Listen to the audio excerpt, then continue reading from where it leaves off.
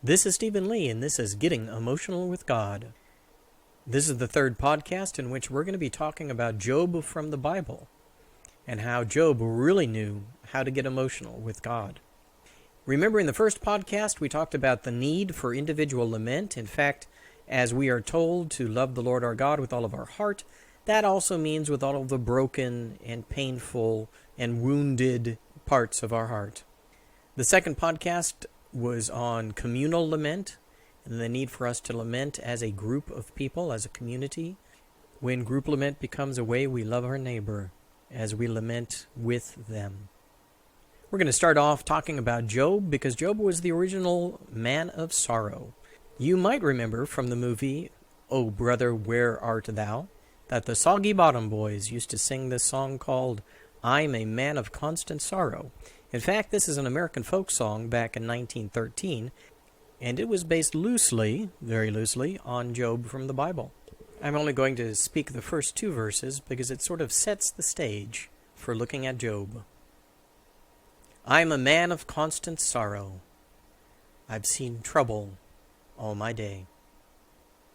Now let me tell you a little bit about Job. Job is thought to be one of the oldest books in the Bible. In the very first chapter of Job, we find out exactly why he is considered the original man of sorrow. First, marauders stole his oxen and donkey and killed the servants that were taking care of them. But wait, then a fire killed his sheep and his servants. And then the Chaldeans stole his camels and killed all of the remaining servants there. And if you didn't think that was enough to be considered the man of sorrow, a windstorm collapses the house where all of his children were feasting and they all died. And on top of all of that, he developed open, bleeding sores all over his body. Now, when I talk about a man in sorrow, Job chose to wear sackcloth. He sat in ashes, and while he was sitting in ashes, he would use a broken piece of pottery to scrape the sores on his body. Now, I've reached some low points in my life, but this is a low point. So just imagine, he's lost everything he had. He went from Beverly Hills rich to dirt poor. He went from healthy and whole to diseased and almost leprous. If anyone had the right to complain, to lament, to cry out, to bemoan, it was Job. In chapter 3 of Job, we actually find this incredible lament, even about the day that he was born. This is a paraphrase of chapter 3, and this is a man at his very lowest. You, like I, might recognize a little bit of ourselves in here. May the day of my birth perish. May it turn to darkness. May God above not care about it. May no light shine on it. May gloom and utter darkness claim it. May cloud settle over it. May blackness overwhelm it. May thick darkness seize it. May not be included among the days of the year, nor entered in any of the months. May that night be barren. May no shout of joy be heard. May those who curse days curse that day. May its morning stars become dark. May it wait for daylight in vain, and not ever see the first rays of dawn. For it did not shut the doors of the womb on me to hide trouble from mine eyes. Why did I not perish at birth and die as I came from the womb? Why were there knees to receive me and breasts that I might be nursed? For now I would be lying down in peace. I would be asleep and at rest.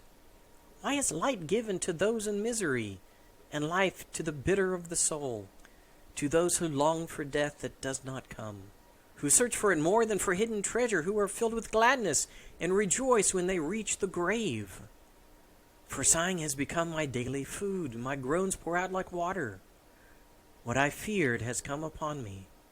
What I dreaded has happened to me. I have no peace, no quietness. I have no rest, but only turmoil. I would encourage you to go and read chapter 3 in its entirety. And you will certainly see that Job was a man of sorrow. Job also shows us a little bit about what lament contains. Lament can both be despairing and hopeful at the same time. It can tell us what we've lost, but also what we yearn to return. This is shown the best after one of Job's friends, Eliphaz, argues that those who are truly good are never forsaken by God. And that Job's punishment, well, gosh, it must have been for secret sins. He denies that Job is innocent because look what is happening to Job. And after this, Job responds in another lamentation in chapter 6, verse 8 through 9. Listen closely for both the despair and the hope. If only I might ask, if only I might get what I ask for, and that God would give me what I desire. And then he kind of reverses in verse 9. If only God were willing to crush me, that he would let his hand loose and destroy me.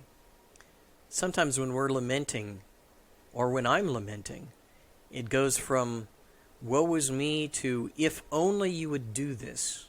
I'm broken, if only I would be fixed. God, if only you would answer my prayers the way I want you to answer my prayers. And if that doesn't happen, God, strike me down. Let this life end. You kind of see these extremes of emotion that Job displays when he's lamenting. And eventually, in laments, we all get to a place where we kind of just give up. We don't know how to go forward. We can't rely on our own strength. And in fact, in verses 11 through 13 of chapter 6, we hear Job saying, what strength have I that I should wait? What is my end that I should not give up? Do I have the strength of stones? Is my flesh brass? I have no power to help myself, and a way out is far from me. Now I'm going to get personal here for a little bit. Verse 12, do I have the strength of stones? Is my flesh brass? I have no power to help myself, and a way out is far from me. These essentially were my words when I was in the middle of bone cancer and experiencing pain that I could not handle anymore. This was me when I had complications from a heart transplant and was on the table waiting for emergency surgery. And perhaps this might be you at certain times of your life. God, do I have the strength? Is my flesh even capable of bearing such a load, such a burden, such suffering? I don't have the power to help myself. Part of the power of lament is recognizing some things are so much greater than what we can handle. Some things strain us and push us and test us and crush us. And we, before God, recognize we don't have the power. We don't see a way through.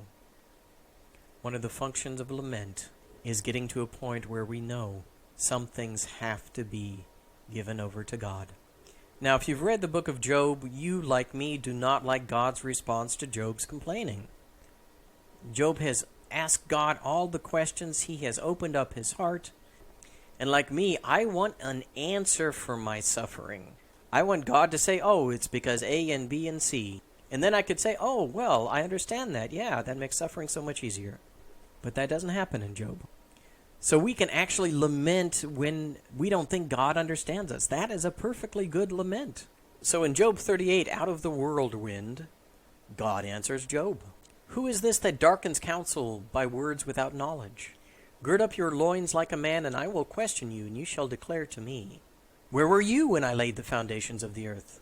Tell me if you have understanding. Who determined its measurements? Surely you know. Or who stretched the line upon it? Or where were its bases sunk? Or who laid its cornerstone?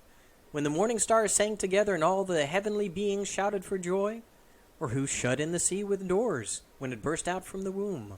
When I made the clouds its garment and the thick darkness its swaddling band, and prescribed bounds for it, and set bars and doors, and said, thus far shall you come and no further, and here shall you proud waves be stopped. And it goes on. God continues to talk about creation and talk about the things that are so far beyond Job and Job's suffering that it doesn't sound like an answer at all. It almost sounds to me like God is saying, you don't understand what's really going on. If you truly understood what's really going on, your suffering would be put in perspective. But that's just me. That's my lament to God about Job and God's response in Job to Job. God, I went through all this suffering and you tell me about the foundations of the earth? God, I have all my family killed off, and you tell me about the birds of the air? God, I have all my servants killed, and you tell me about how to measure out the heavens? My point is, it's okay to lament about what you think God's response to your laments and prayers might be. In the end, we all want to question God. We all want answers for suffering. We all want answers for lament. The purpose of lament is not to get specific answers to suffering, but it is to include God in our suffering. It is not to hold God accountable, per se, but it is to say back to God, this is the life I was given, and it is not right now the abundant life I was promised.